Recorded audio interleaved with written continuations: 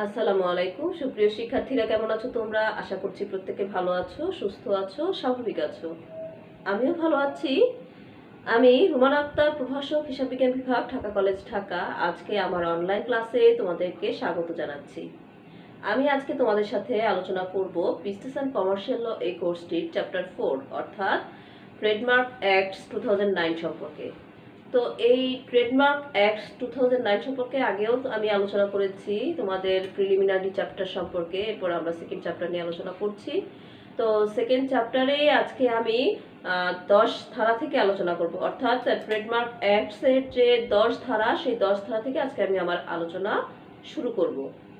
তো তোমরা যদি একটু বোর্ডের দিকে দেখো, তাহলে দেখো আমি ধারা 10 লিখে রেখেছি।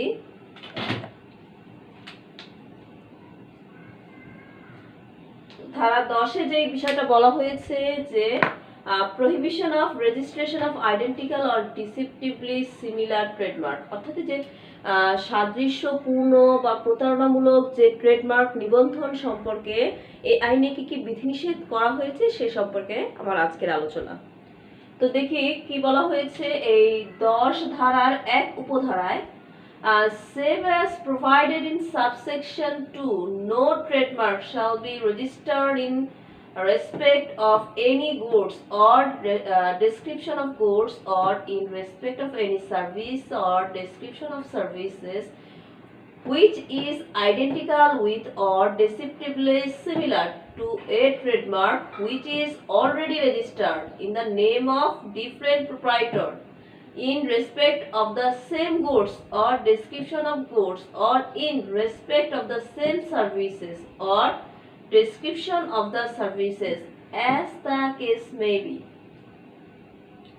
তো এই যে ট্রেডমার্ক অ্যাক্টস এর 10 ধারা সম্পর্কে আমরা দেখলাম, সেই ধারার কথাগুলো যদি আমরা বিশ্লেষণ করি তাহলে আমরা কি পাচ্ছি। দেখো এখানে যেটা বলা হয়েছে যে এই আইনের উপধারা 2 এর বিধান সাপেক্ষে, যেতে বলা হয়েছে সাবসেকশন 2, মানে এই আইনের উপধারা 2 এর বিধান সাপেক্ষে ভিন্ন কোনো স্বত্বাধিকারীর নামে যদি কোনো পণ্য বা সেবা অথবা পণ্য বা সেবার বর্ণনা নিবন্ধিত থাকে, তাহলে উক্তরূপ পণ্য বা সেবা অথবা পণ্য বা সেবার বর্ণনার অনুরূপ বা প্রতারণামূলকভাবে সাদৃশ্যপূর্ণ কোনো মার্কস কিন্তু নিবন্ধন করা যাবে না।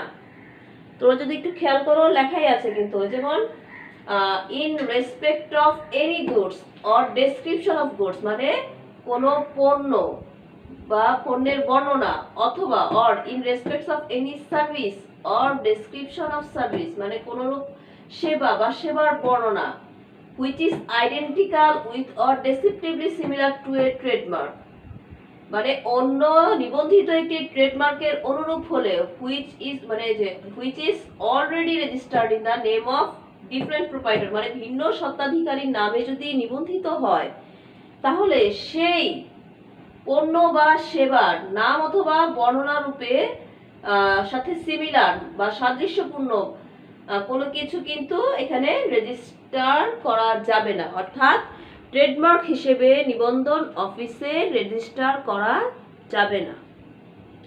তাহলে আমরা সোজা কথাই বলতে পারি কি, অলরেডি ট্রেডমার্ক অফিসে রেজিস্টার বহিতে রেজিস্ট্রিত হয়ে আছে, মানে নিবন্ধিত হয়ে আছে এ ধরনের কোনো মার্কের সাথে সাদৃশ্যপূর্ণ বা প্রতারণামূলকভাবে সাদৃশ্যপূর্ণ কোনো মার্ক অন্য কোনো স্বত্বাধিকারী তার পণ্য বা সেবার জন্য, সিমিলার পণ্য বা সেবার জন্য ব্যবহার করতে পারবে না, অর্থাৎ নিবন্ধন বহিতে নিবন্ধন করা যাবে না।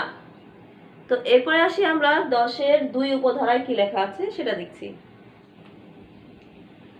10-এর 2 উপধারায় লেখা হয়েছে, in case of honest concurrent use or of other special circumstance which in the option of the registrar make it proper so to do, he may permit the registration by more than one proprietor of trademark which are identical or nearly resemble each other in respect of the same goods or services or same description of goods or services, subject to such limitation and conditions if any as the registrar may think fit to impose। তাহলে 10-এর 2 উপধারা বিশ্লেষণ করলে আমরা কি দেখতে পাচ্ছি? আমরা দেখতে পাচ্ছি যে এখানে বলা হয়েছে যে কোনো সৎ উদ্দেশ্যে যুগোৎপদভাবে বা বিশেষ কোনো কারণে যদি একই পণ্য বা সেবা অথবা একই মানে একই বর্ণনার পণ্য বা সেবার সাথে প্রায় সাদৃশ্যপূর্ণ কোনো ট্রেডমার্ক একাধিক স্বত্বাধিকারীর মানে নামে যদি মানে নিবন্ধন করার বিবেচনা করতে হয়, তাহলে সেই বিবেচনায় নিবন্ধক কি করতে পারে? নিবন্ধক উপযুক্ত শর্ত ও সীমাবদ্ধতা সাপেক্ষে সেই ট্রেডমার্কটি একাধিক স্বত্বাধিকারীর নামে নিবন্ধনের অনুমতি দিতে পারেন।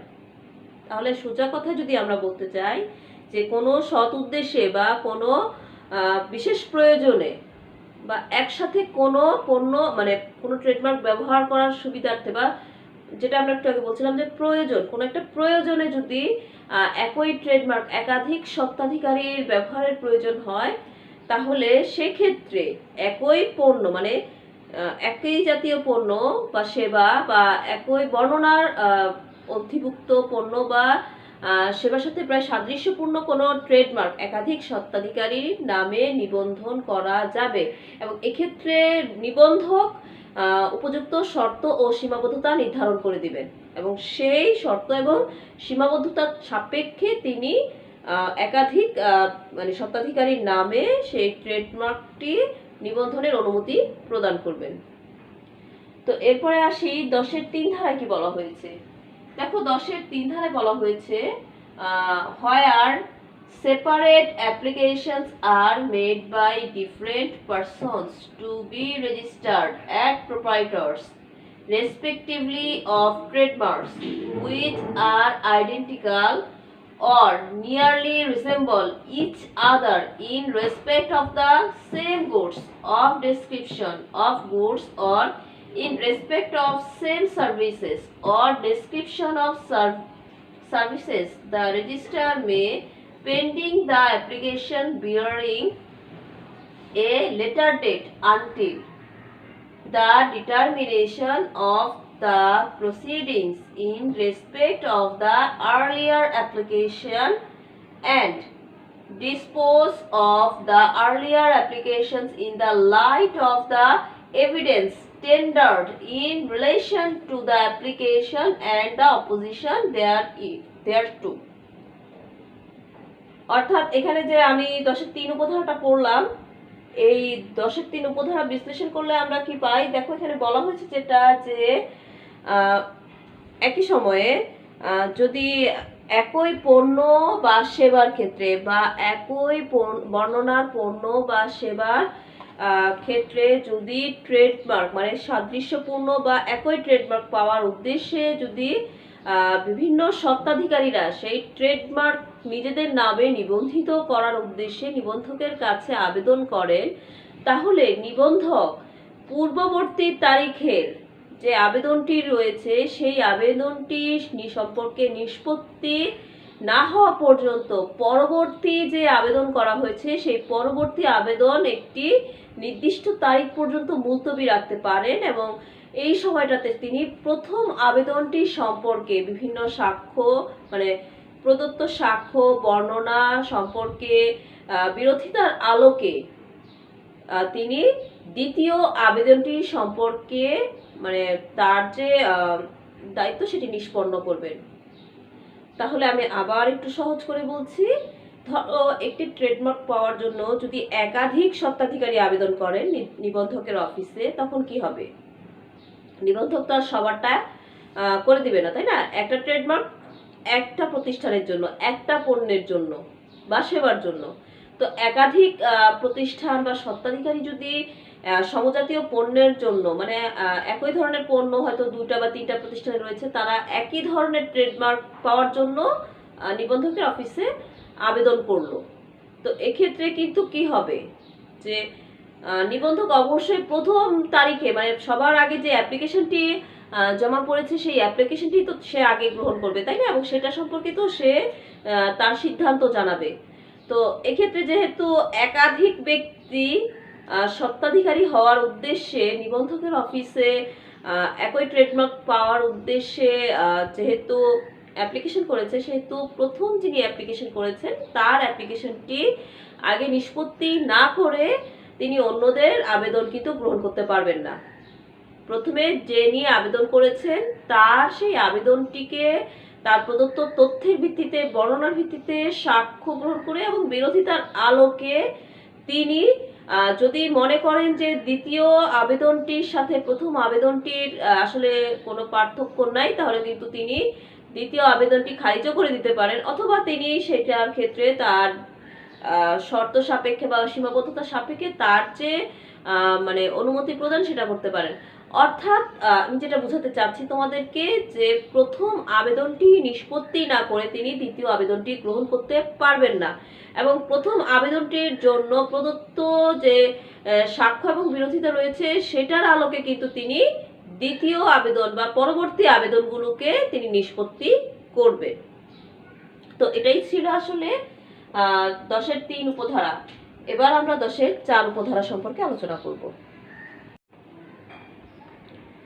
10-এর 4 ধারায় পড়ে আমি লিখেছি, no trademark shall be registered in respect of any goods or services if it is identical with or confusingly similar to or constitutes a translation or a mark or trade description which is well known in Bangladesh for identical or similar goods or services of another enterprise. অর্থাৎ কোনো পণ্য বা সেবার ক্ষেত্রে এমন কোনো trademark নিবন্ধন করা যাবে না যেটা অলরেডি কোনো নিবন্ধিত প্রতিষ্ঠানের ট্রেডমার্কের সাথে, অর্থাৎ নিবন্ধিত প্রতিষ্ঠানের পণ্য বা সেবার ক্ষেত্রে বাংলাদেশের সুপরিচিত কোনো ট্রেডমার্কের সাথে সাদৃশ্যপূর্ণ বা বিভ্রান্তিমূলকভাবে সাদৃশ্যপূর্ণ, অথবা কোনো মার্ক বা ট্রেড বর্ণনার যে অনুবাদ সহযোগে ঘটিত এমন কোনো ট্রেডমার্ককে নিবন্ধন করবে না নিবন্ধক। তাহলে আমি যদি আরেকটু বিশ্লেষণ করি তোমরা সহজেই বুঝতে পারবে। সেটা হচ্ছে যে বাংলাদেশে অলরেডি নিবন্ধিত কোনো প্রতিষ্ঠানের ট্রেডমার্ক রয়েছে, তার সাথে প্রায় সাদৃশ্যপূর্ণ বা বিভ্রান্তিমূলকভাবে সাদৃশ্যপূর্ণ, অথবা ওই যে ট্রেডমার্কের যে ট্রেড বর্ণনা সেটার অনুবাদ সহযোগে ঘটিত কোনো ট্রেডমার্ক বাংলাদেশে নিবন্ধক বহিতে নিবন্ধন করবে না। এটাই আসলে এই 10-এর 4 উপধারায় বলা হয়েছে। তো এবার দেখি আমরা 10-এর 5 উপধারায় কি বলা হয়েছে। No trademark shall be registered in respect of goods or services if it is well known and registered in Bangladesh for goods or services which are not identical or similar to those in respect of which registration is applied for. এখানে আবার এক কথা বলা হয়েছে, দেখো, সেটা যে এমন কোনো পণ্য বা সেবার ক্ষেত্রে ট্রেডমার্ক নিবন্ধন করা যাবে না যেটা অলরেডি নিবন্ধিত কোনো ট্রেডমার্কের সাথে সাদৃশ্যপূর্ণ বা বিভ্রান্তিমূলকভাবে সাদৃশ্যপূর্ণ রয়েছে, মানে সাদৃশ্যপূর্ণতা রয়েছে। কারণ তাহলে আমরা দেখি কেন, বা যদি আমরা বলতে চাই, দেখো ইফ, যদি the trademark is used in such a way that may create a false conception that there is a connection between those goods or services and the owner of the registered trademark. অর্থাৎ এখানে কেন বলা হয়েছে যে আমরা বারবার বলছি যে একটি ট্রেডমার্ক যেটি রয়েছে বাংলাদেশের সুপরিচিত অবস্থায়, সেই ট্রেডমার্কের সাথে সাদৃশ্যপূর্ণ বা বিভ্রান্তিমূলকভাবে সাদৃশ্যপূর্ণ কোনো ট্রেডমার্ক নিবন্ধন করা যাবে না। যদিটা কি, কেন এই যদি বলে লিখে দিয়েছে যে the trademark is used in a such way, মানে ট্রেডমার্কটা যদি এমনভাবে নিবন্ধন করার কারণে অলরেডি নিবন্ধিত কোনো মানে স্বত্বাধিকারীর পণ্য বা সেবার সাথে সম্পর্কিত, বা ওই যে ওনার যে স্বত্বাধিকারী রয়েছে, সিমিলার ট্রেডমার্কের যে স্বত্বাধিকারী রয়েছে তার সাথে কোনো সম্পর্ক আছে এই মর্মে মানে প্রকাশ পায়, তাহলে এটি কিন্তু নিবন্ধন করা যাবে না। আমি আবার বলছি, তোমাদেরকে একটু বুঝিয়ে বলছি যে অলরেডি একটি ট্রেডমার্ক বাংলাদেশে সুপরিচিত অবস্থায় রয়েছে, একজন নিবন্ধনকারী মানে স্বত্বাধিকারীর নামে নিবন্ধিত অবস্থায়, তাহলে ওই ট্রেডমার্কের সাথে যদি সাদৃশ্যপূর্ণতা হওয়ার কারণে যদি ভোক্তারা মনে করে যে ওই ট্রেডমার্কের পণ্যের সাথে বর্তমানে যে ট্রেডমার্কে নিবন্ধিত হচ্ছে সেই পণ্যের মানে সম্পর্ক রয়েছে, অর্থাৎ অন্য একটি প্রতিষ্ঠানের নিবন্ধনকারী নিবন্ধিত স্বত্বাধিকারীর ট্রেডমার্কের সাথে এই ট্রেডমার্কের মানে সাদৃশ্য রয়েছে বিধায় ওই কোম্পানির ওই স্বত্বাধিকারীর সাথে এই পণ্যটির সম্পর্ক রয়েছে, এরকম ধারণা যদি প্রকাশ পায়, তাহলে এটা কিন্তু ভোক্তাদের জন্য কিন্তু একটি কি হবে, নেতিবাচক অবস্থা দেখা দিবে। তো এই কারণে কিন্তু বলা হয়েছে যে সাদৃশ্যপূর্ণ বা বিভ্রান্তিমূলক সাদৃশ্যপূর্ণ ট্রেডমার্কের ক্ষেত্রে এটি নিবন্ধন করা যাবে না। আমি আশা করছি তোমরা বুঝতে পারছো। এখানে মেইন যেটা কথা যে অন্য আরেকজন ব্যক্তির সাথে ধরো আমি নতুন পণ্য বা সেবার নিবন্ধনকারী হিসেবে আমি নিবন্ধন করতে গেলাম, দেখা গেল এই রকম ট্রেডমার্ক অলরেডি নিবন্ধিত অবস্থায় আছে, তাহলে সাধারণ ভোক্তা কি মনে করবে, এটা আমার পণ্য, তারা মনে নাও করতে পারে, তারা ভাবতে পারে যেটা অলরেডি নিবন্ধিত অবস্থায় আছে এই পণ্যটি তার প্রতিষ্ঠানের। তো এই যে ভুল ধারণা সৃষ্টি হয়, এটার কারণে কিন্তু ব্যবসায়িক ক্ষতি হওয়ার আশঙ্কা থাকে। তো এই জন্যই বলা হচ্ছে যে এক্ষেত্রে সাদৃশ্যপূর্ণ বা বিভ্রান্তিমূলকভাবে সাদৃশ্যপূর্ণ ট্রেডমার্ক নিবন্ধন করা যাবে না। তো এবার আসি বিতে কি বলা হয়েছে, 10-5 বিতে বলা হয়েছে the interest of the registered trademark are likely to be damaged by such use। বলা হয়েছে যে এরকম সাদৃশ্যপূর্ণ ট্রেডমার্ক ব্যবহারের ফলে নিবন্ধিত যে স্বত্বাধিকারী রয়েছে তার স্বার্থ ক্ষুণ্ণ হতে পারে, যেটা আমি একটু আগে বলছিলাম তোমাদের যে ব্যবসায়িক স্বার্থ ক্ষুণ্ণ হওয়ার সম্ভাবনা থাকে। তো এটাই এখানে বলেছে যে নিবন্ধিত যে স্বত্বাধিকারী রয়েছেন ট্রেডমার্কের তার যে ব্যবসায়িক স্বার্থ রয়েছে সেটা ক্ষুণ্ণ হওয়ার আশঙ্কা থাকে, এই কারণেও কিন্তু এই সাদৃশ্যপূর্ণ ট্রেডমার্ক নিবন্ধন করা যাবে না। তো এবার আসি আমি পরবর্তী উপধারায় 10-6 উপধারা নিয়ে আসছি। 10-6 উপধারায় যেটা লেখা হয়েছে যে in determining whether a mark is stating in subsection 4(5) is well known, the knowledge of the mark in the relevant sector of the public, including knowledge which has been obtained in Bangladesh as a result of the promotions of the mark, shall be taken into account। তো এখানে যে কথাটি বলা হয়েছে সেটি যদি আমরা বিশ্লেষণ করতে যাই তাহলে যেটা দেখবো যে এখানে বলা হয়েছে যে উপধারা 4-5-এ বর্ণিত যে তথ্যটি ছিল যে সুপরিচিত অর্থাৎ বাংলাদেশের সুপরিচিত ট্রেডমার্ক যে তথ্যটি ছিল সেই তথ্যের ক্ষেত্রে যেটা বলা হয়েছে যে এখানে কোন ট্রেডমার্ক বাংলাদেশে সুপরিচিত কিনা সেটা নির্ধারণ করা হবে কিভাবে, সেটা নির্ধারণ করা হবে সেই ট্রেডমার্ক সম্পর্কে প্রচারিত বিজ্ঞাপনের প্রাপ্ত ফলাফল সহ সংশ্লিষ্ট বিষয়ে যারা ভোক্তা রয়েছে বা জনসাধারণ রয়েছে তাদের যে ধারণা বা জ্ঞান সেটাও বিবেচনায় আনতে হবে। অর্থাৎ একটি ট্রেডমার্ক বাংলাদেশের সুপরিচিত সেটা কিভাবে প্রমাণ করা যাবে, যে সেটা সম্পর্কে যে বিভিন্ন বিজ্ঞাপন প্রচার করেছে কোম্পানি, সেই বিজ্ঞাপনের যে প্রদত্ত ফলাফল বা প্রাপ্ত ফলাফল, সেই প্রদত্ত বিজ্ঞাপনের প্রাপ্ত ফলাফল প্লাস যারা ভোক্তা সাধারণ আছেন বা জনসাধারণ আছেন বা ওই ট্রেডমার্কের সাথে সংশ্লিষ্ট যারা রয়েছেন তাদের সবার যে ধারণা বা জ্ঞান রয়েছে সেটাও কিন্তু বিবেচনায় এনে তখন সেই ট্রেডমার্কটি বাংলাদেশের সুপরিচিত কিনা সেটা নির্ধারণ করতে হবে। তো এই সম্পর্কে আসলে 10-6 ধারায় বলা হয়েছিল। তো এবার আসি আমরা 10-7 ধারায় কি বলা হয়েছে, Nothing in this section shall prevent the registration of a trademark where the proprietor of the earlier trademark or another earlier right consents to the registration। তো এখানে যেটা বলা হয়েছে যে এই উপধারা মানে এখানে উপধারা না, মানে এখানে সেকশন মানে সরাসরি ধারার কথা বলেছে।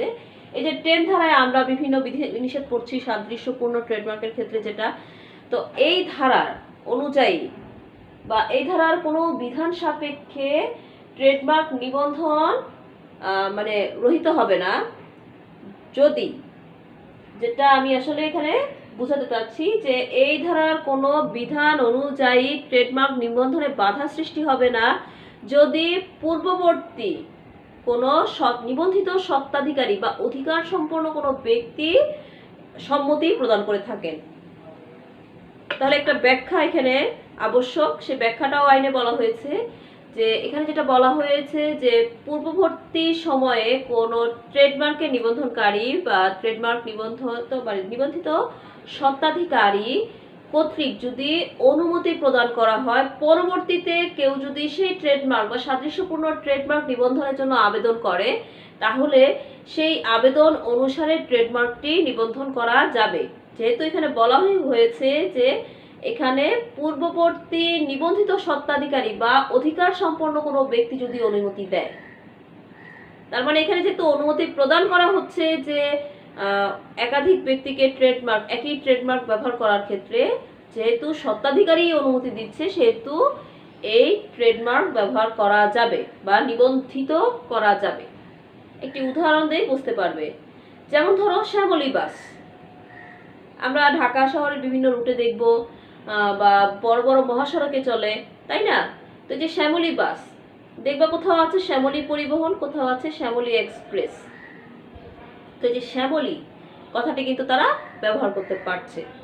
এর কারণ হচ্ছে যিনি এর প্রধান নিবন্ধিত স্বত্বাধিকারী ছিলেন, তিনি শ্যামলী নামে এটিকে নিবন্ধিত করে গেছেন এবং এটাকেই তিনি একটি লোগো হিসেবে ব্যবহার করেছেন। তো এই যে শ্যামলী, এটা পরবর্তীতে স্বত্বাধিকারীর ছেলে মেয়ের মধ্যে বা বিভিন্ন সেক্টরে ভাগ হয়ে যাওয়ার কারণে তারা হয়তো পুনরায় সেটাকে আবার নিবন্ধিত করেছে তাদের নামে, ট্রেড বর্ণনায় হয়তো তাদের তথ্যগুলো অন্তর্ভুক্ত করেছে। তো যেহেতু শ্যামলী নামটি কিন্তু কমন, সেটা শ্যামলী এক্সপ্রেসের ক্ষেত্রে বা শ্যামলী পরিবহনের ক্ষেত্রে, তার মানে এখানে পূর্ববর্তী যে স্বত্বাধিকারী ছিলেন তার কিন্তু বা যিনি অধিকার সম্পন্ন ব্যক্তি ওই ট্রেডমার্কের ক্ষেত্রে তিনি অনুমতি প্রদান করেছেন। আমি কিন্তু এটা একটা উদাহরণ হিসেবে বললাম, ঠিক আছে? মানে একটি ট্রেডমার্কের স্বত্বাধিকারী বা অধিকার সম্পন্ন ব্যক্তি যদি পরবর্তীতে কেউ ওই ধরনের ট্রেডমার্ক বা সাদৃশ্যপূর্ণ ট্রেডমার্ক নিবন্ধন করার জন্য আবেদন করে এবং সেক্ষেত্রে যদি পূর্ববর্তী নিবন্ধিত স্বত্বাধিকারী বা অধিকার সম্পন্ন ব্যক্তির অনুমতি গ্রহণ করে, তাহলে সেক্ষেত্রে ট্রেডমার্ক নিবন্ধন বহিতে নিবন্ধিত করা হবে এবং এটা কিন্তু পূর্ববর্তী ট্রেডমার্কের সাথে এই ট্রেডমার্কটিও অন্তর্ভুক্ত করা হবে। আমি আশা করছি তোমরা বুঝতে পেরেছো। এরপরে দেখো 10-এর 8 ধারায় কি বলা হয়েছে। A trademark whose registration expires shall continue to be taken into account in determining the capability of the said trademark to be registered for a period of 1 year after the expiry unless the registered is satisfied that there was no bona fide use of the mark during the 2 years immediately preceding the expiry।